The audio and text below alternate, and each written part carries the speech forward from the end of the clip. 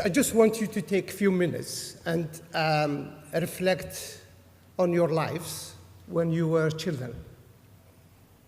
And then reflect on the lives of your children, if they are small, and if not, your grandchildren. I think what is quite clear that in the last probably 3 decades, children's lives have changed beyond belief. And so I'm going to share with you some work we have done at the University of West of England for at least 20 years. And this stemmed from a call which was initiated by the Art and Humanities Research Council in collaboration with the Engineering Physical Research Council. And that was at the beginning of the 21st century. And the call was, what are the big challenges in terms of designing for the 21st century? And at that particular time, in the UK, for instance, we had Jamie Oliver, which was championing the healthy food program, and others were working to combat the childhood obesity and sedentary lifestyle amongst children and young people. And my response to the call was, as I see it, is one of the biggest challenge for the 21st century is how can the built environment respond to the changing children lifestyle, in particular growing obesity and sedentary lifestyle. So we got various reports in the last few years that things seem to be improving, which is true, worldwide. Maybe in the developed countries, things seem to be improving in terms of childhood obesity. But nonetheless, this is a latest report which was released in 2014, and it's quite clear that childhood obesity remains a big challenge for the 21st century.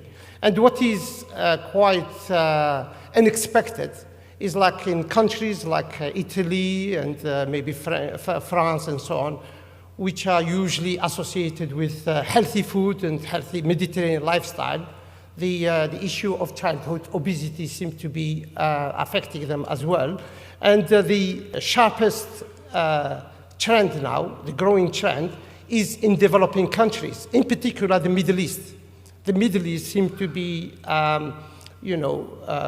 badly affected by childhood obesity. So in the UK, in the latest report in 2014-15, showed that a third of the 10 to 11 years olds and over a fifth of the 4 to 5 years old are either overweight or obese.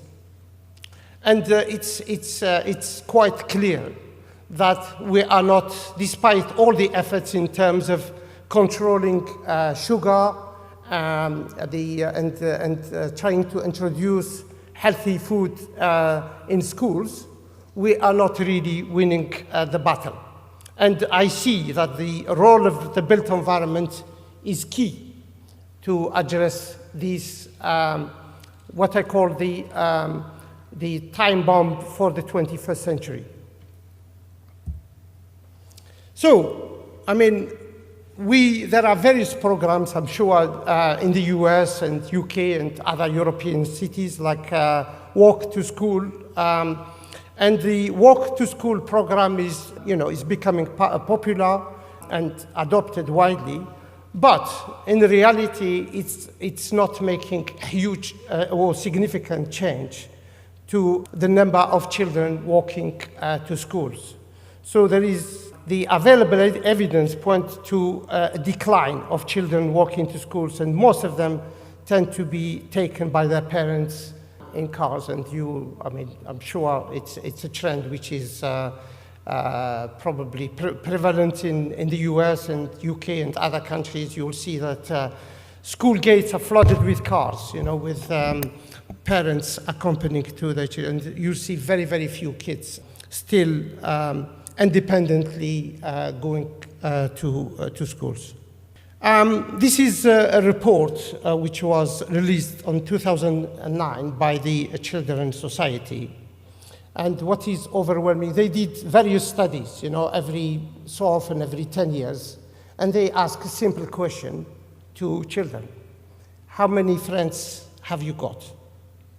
Or in some cases they say, how many best friends have you got? And the number of what children call as best friends have declined rapidly. So children, as many adults and probably older people, are also living a life of social isolation. So they tend to spend longer hours in front of computers, engaging in solitary activities. And finally, in that particular report, they say to them, what are the things you value most? And what came at the top of their choice was friendship. Friendship is very, very important for children and adolescents. And they seem to be, it's something that tends to be in a decline. And one of the things they highlighted in their most important things is the outdoor play. And they value outdoor play, and in particular, the opportunities offered by streets, parks, squares, and these kind of public spaces. Overwhelmingly, research is showing that nearly 1 in 5 children play outside for less than an hour. And there is a lot of research which has showed that there is a very strong correlation between the time children play outside and how healthy they are, or how they are engaged in physical activities. So strong correlation between time spent outdoors and time spent on sedentary activities. So children who spend less time outdoors, they tend to spend longer hours engaged in sedentary activities. And overwhelmingly, I haven't visited Rome recently, but one thing which is noticeable now when you travel throughout the world, and not only in Western Europe, is like children have vanished from the public realm. So, we heard a lot about the effects of cars. So the cars had the biggest effect on children's life. One of them is the connection between the home and the street. That's one significant effect it had. And as I said, children have vanished from these public spaces.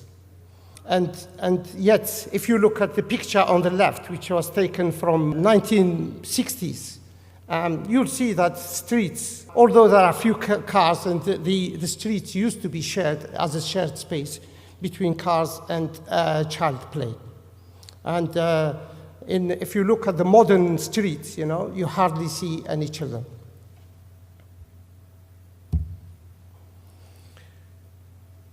This is one thing which, if you ask a lot of local authorities, what are you doing about it? They are all now, it's well publicized that children obesity is a growing concern. It's well publicized that they are engaged in growing sedentary lifestyle. And their response is like, we are improving, or we are creating more playgrounds. And I'm sure this is the trend. I remember I visited some schools. I did some work with schools in the UK, which had wonderful outdoor spaces. And they limited the time children play outside. I said, why are you doing this? They says, because we can't afford to have a playground. So their perception, the general perception of local authorities and people who are decision makers, that the way to respond to this is to create more what I call formal spaces or playgrounds. So we did some work with Bristol City Council and other local authorities. And one thing which is very clear is the fear of litigation. And I was talking to some colleagues from the States yesterday, and it seems to be a shared concern. There were some cases in the UK where a child, for instance, fell from a swing and broke their arm or a few bruises and so on, and they sued local authority to, on the grounds that the equipment was not safe. In the case of the UK, I'm pleased to say that all these cases were rejected by the judges, which sends a very strong message, that this is not something which is acceptable. Nonetheless, when I talked to a lot of local authorities, they said we are spending a huge amount of money to make playgrounds as safe as possible. For instance, the cost of playgrounds have more than doubled because they create like rubber surfaces. They try to, change, like swings and so on very often. And that's, to not give, to address the issue of litigation. And when we, and these type of playgrounds tend to be most of the time empty. So when we ask children, why are you not, these are brand new equipment, why are you not using it? And they say, I've used it a few times. It's so boring, there is no challenge for us. We need something which is more enticing, something which is more challenging. And these type of environments are so bland and not challenging enough for us. And a few years ago, we have an organization now which is in the UK, which is called Center for Architecture and Built Environment, which stands for CAPE, which is now becoming part of the Design Council. They call designers to be more creative and to stop creating what they call a KFC approach, which is kit, fence, and equipment, basically. It's like every playground is designed in such a, put few swings here and there, could create a fence, and they think this is the response to children's need in terms of outdoor play. Another issue is how much money, how much resources we are putting in what I call the recreation culture, which are playgrounds, squares, public spaces, in comparison to the fitness culture, which are the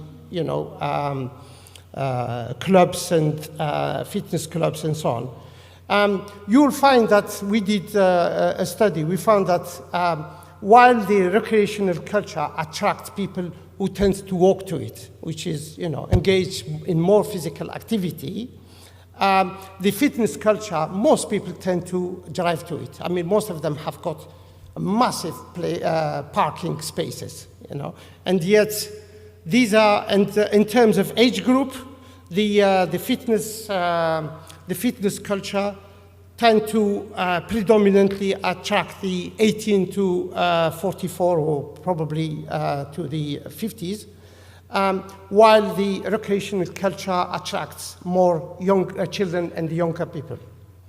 And I mean, if I looked at Bristol City Council and other local authorities, how much are they are investing on what I call like informal spaces, it's peanuts. It's very, very tiny amount compared to what they are spending on fitness, what I call the fitness culture. The press is also exacerbating the issue. So these are the type of titles you'll find that, poor children, prisoners of fearful parents. This is one of the, I was talking to a colleague yesterday and say, a few years ago, I tried to gather some statistics, to show that the public realm is not more dangerous than what used to be like 20, 30 years ago. In fact, the number of accidents have sharply decreased, compared to what used to happen 20 or 30 years ago. The even abduction, which is, now the press tend to publicize it as children are always in danger in public spaces. They tend to be very, very few in comparison to what used to happen in 20 years ago. And I remember I showed these statistics, and there was somebody, a lady in the audience, and during the question times, and she said, I heard what you said, but if there is only 1% risk, I'm not prepared to take it. And my response to her is that just by coming to listen to this presentation, you have probably taken 50 risks, and one of them getting in the car and driving through busy streets and so on. So one thing which is well understood now by, I'm sure it's in other countries, but certainly in the UK now, they realize that the increased concern about litigation and risk is affecting children independence. It's affecting their life. And the risk, what we call tolerable risk, is not essential to children's life. So in modern, for instance, in modern playgrounds, now an element of what we call tolerable risk is introduced, to make them more challenging for children, because they like the challenge. Otherwise, they will go and play in probably more riskier environments like, railway lines and so on and so forth. So we did this work. I see Suzanne watching her clock watch, so I have to probably. I would like to share with you some work we did in Bristol to look at how. This is a study we did in Southmead, which is a suburb in the outskirts of Bristol. And basically what we try to do is to try to provide an objective account of child play in the outdoor environment. We did this in-depth study with 63 primary school children aged 6 to 10. And basically, the physical activity was monitored using accelerometers. And the movement and duration were, so basically what we have done is we have created child-friendly belts where we put these monitors embedded in them so children, when they play, they forget about them. And I would like to share with you, this is a quite lengthy study, which is, we are in the process of publishing it. But I would like to share with you some of the key findings of this research. So basically, this is a typical, so we have created a typology of spaces in terms of formal spaces, the playground. And we, in contrast to what they call informal spaces, like the squares, the streets, and the open spaces.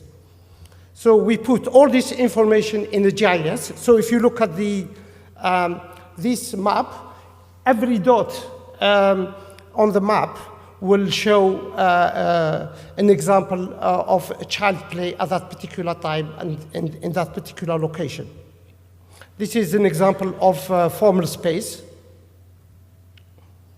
So we have done also a traffic analysis. So we look at the effect of traffic on play. And all of that has been embedded in a GIS analysis to look at the correlation. We did also cognitive mapping. So we looked, Suzanne mentioned in her presentation Jane Jacobs' work on safe space and overlooked space. So we looked at, in particular, at the number of windows overlooking what I call informal spaces like streets and parks and so on. So these are some of the findings. So if you look at the formal spaces and informal spaces, so I don't know if it's showing it clearly. So the informal spaces in yellow and the formal spaces in white. So if you look, so in the informal spaces, children tend to play longer. And there are obvious reasons for that.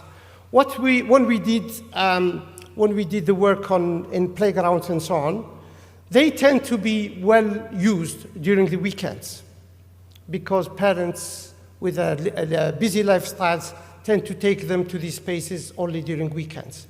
And the average time they allocate for their kids, to play is less than half an hour.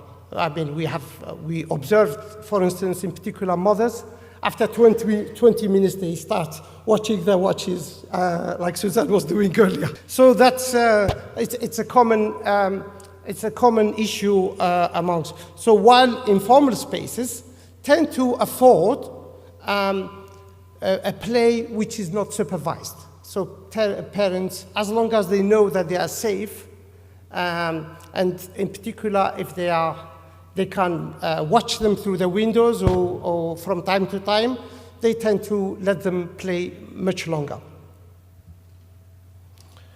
Okay, what happened to physical activities?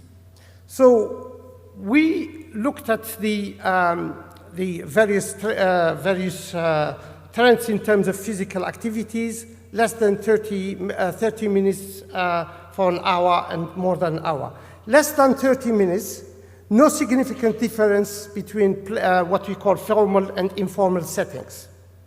After 30 minutes, children tend to be more physically active in informal spaces. There's no contest there as well. Informal spaces, because children are playing longer, it's also correlated with them being more physically active. What about social interaction? Again, we found that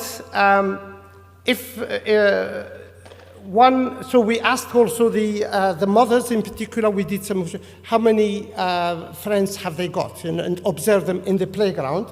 Again, we found that children to socialize better in informal spaces. While informal spaces, they tend to interact with other children, but it's a very kind of, it's not a lasting relationship. So as soon as the play finishes, they tend to go home or try to interact with their brothers or sisters. In informal spaces, we found that attracted more of the observed frequent activities. So again, informal settings, which includes streets and parks, again, attracted most of the observed frequent. So frequency is very, very important. So I'm